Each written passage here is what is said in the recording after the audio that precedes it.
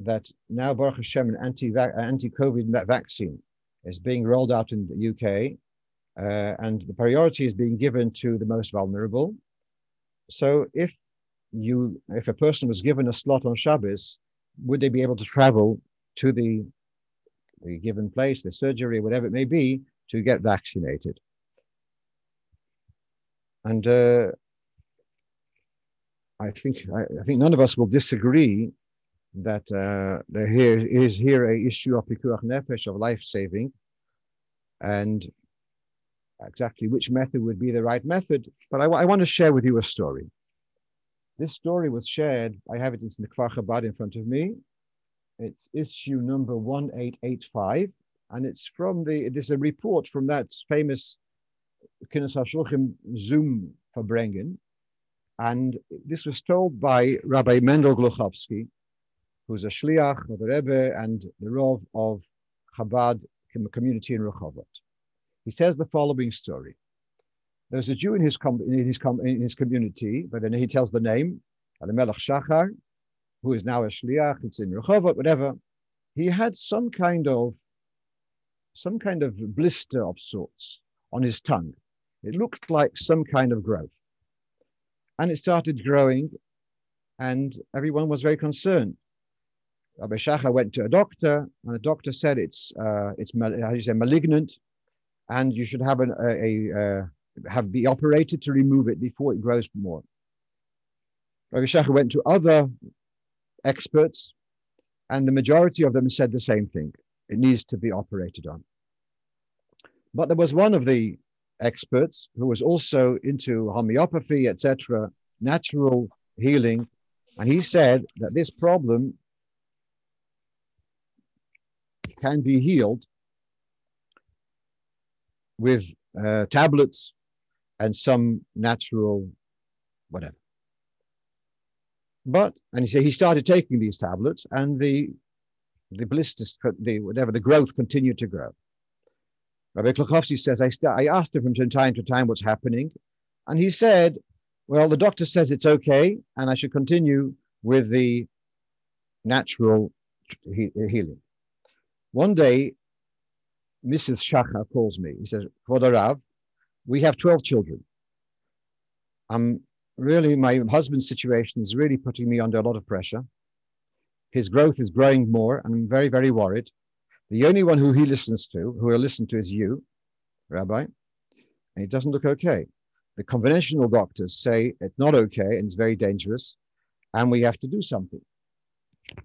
So Rabbi Gluchowski continues. He says, I went and spoke to him. He said, listen, Rabbi, the natural doctors, so to speak, are saying that it's okay and nothing to worry about. But I know that the other doctors don't agree with that approach. So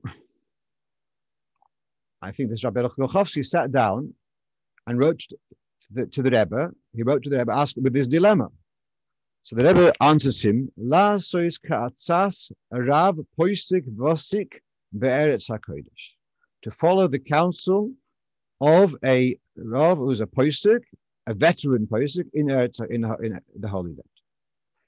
I received this answer, and I was thinking, who is the most veteran, respected poisik in matters of medicine? Was clearly with Reb Shlomo Zalman Auerbach, who most of the hospitals in Eretz Yisrael, they would discuss the halacha issue with him, particularly Shari Tzedek, etc. So I arranged with Reb Chaim Shalom Deitch, and we made an appointment with Rav Auerbach to discuss. We went through the appointment, went to Shari Chesed, to where Reb Shlomo Zalman lived, went into his room. He was a very endearing type of person, like a nice Geschmack Zeder. And he was holding my hand the whole time in a very endearing way. He listened to the whole story.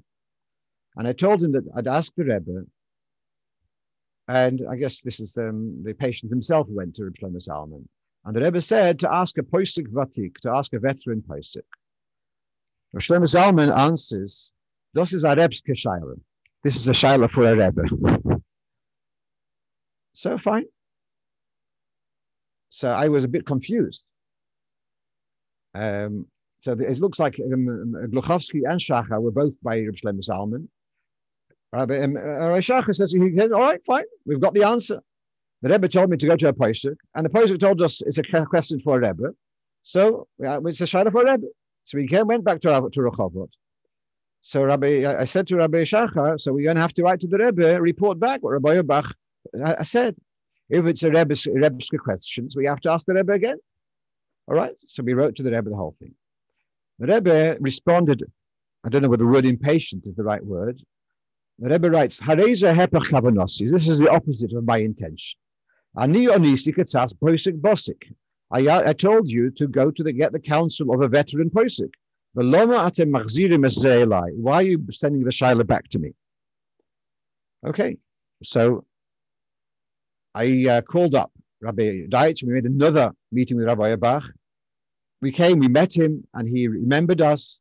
I told him the Rebbe's answer, and the Rebbe didn't want that he should send it back to him. So Rabbi Yerbach says the following. Chassid bin ich nicht, aber am Misnagid erwarte nicht. I'm not a chassid, but I'm certainly not a misnagid. And if the Rebbe says I have to pass, I'll pass. Then Rabbi Yerbach says the following. If we're dealing with pikuach nefesh, and there's a dispute between conventional medicine and unconventional medicine, the psak is that one has to follow the guidance of conventional medicine.